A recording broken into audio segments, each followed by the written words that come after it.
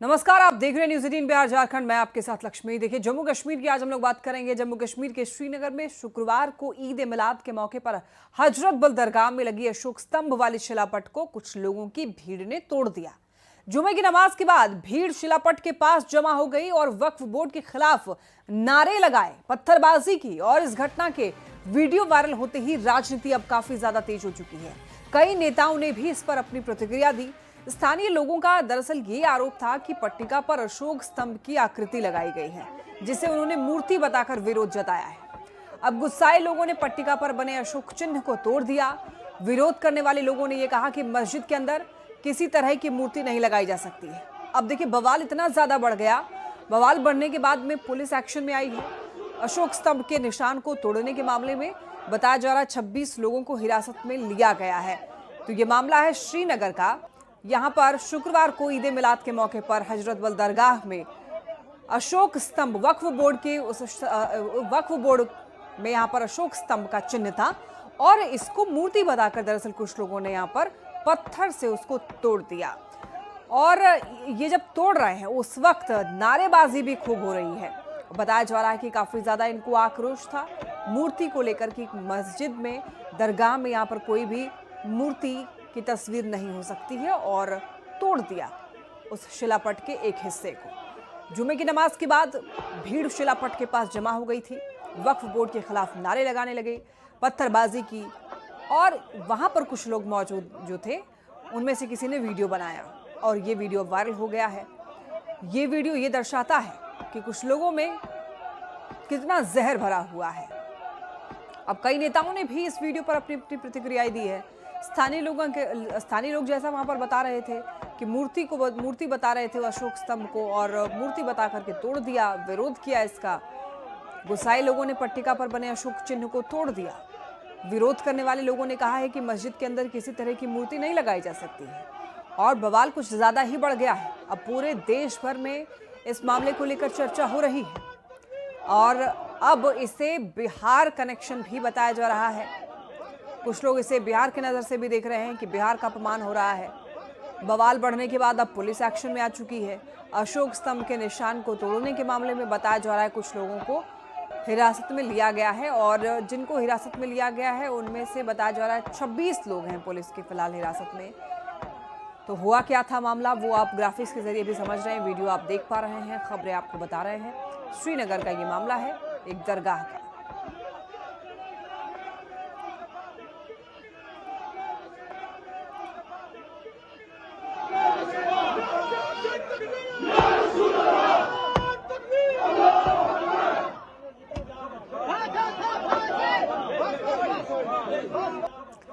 तो इस वीडियो में जो आवाजें आ रही हैं वो आप सुन पा रहे हैं, किस तरीके से नारेबाजी हो रही है।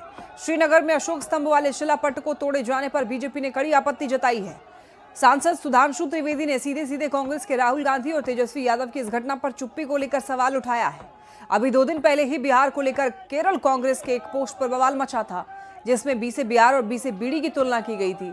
तो ऐसे में सुधांशु त्रिवेदी ने यह कहा है कि सम्राट अशोक बिहार की धरती के पुत्र थे, और केरल से कश्मीर तक कांग्रेस ने बिहार से जुड़े हुए प्रतीकों के साथ में ऐसे व्यवहार करने का जैसे ठेका ले रखा है। अशोक स्तंभ जो राष्ट्रीय प्रतीक है, उसके अपमान पर आखिर राहुल और तेजस्वी चुप क्यों हैं? पूर्ण बात यह है कि सम्राट अशोक बिहार की धरती के पुत्र थे। मुझे समझ में नहीं आ रहा है कि केरल से लेके कश्मीर तक बिहार से जुड़े हुए प्रतीकों के प्रति ऐसा लगता है कि कांग्रेस और उसके सहयोगी दलों ने कोई ठेका ऐसा ले रखा है उन्हें अपमानित करने का। मैं तेजस्वी यादव जी और राहुल गांधी जी से, इन दोनों से साफ पूछना चाहता हूं कि देश की पहचान के प्रतीक के ऊपर यह हमला, उस पर आपकी चुप्पी, और फिर आपके नेता का उसके प्रति यह बयान, उस पर आपकी चुप्पी बहुत गहरे और गंभीर सवाल खड़े कर रही है।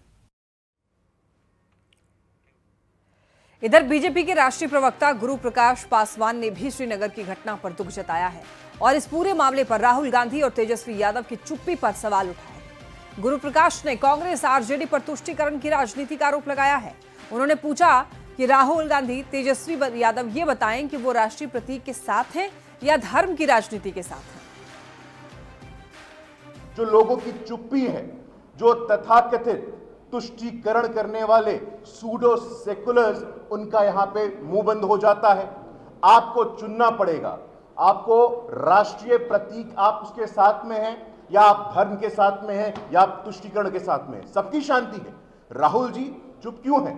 तेजस्वी यादव जी चुप क्यों हैं? ये संपूर्ण इंडिया अलायंस के लोग लगातार इस देश में तुष्टीकरण की राजनीति को संस्थागत करने का काम किया है। देखिए, इधर उप मुख्यमंत्री सम्राट चौधरी ने श्रीनगर में अशोक स्तंभ वाली शिलापट को तोड़े जाने पर इधर इंडी गठबंधन पर एक्स पर निशाना साधा है।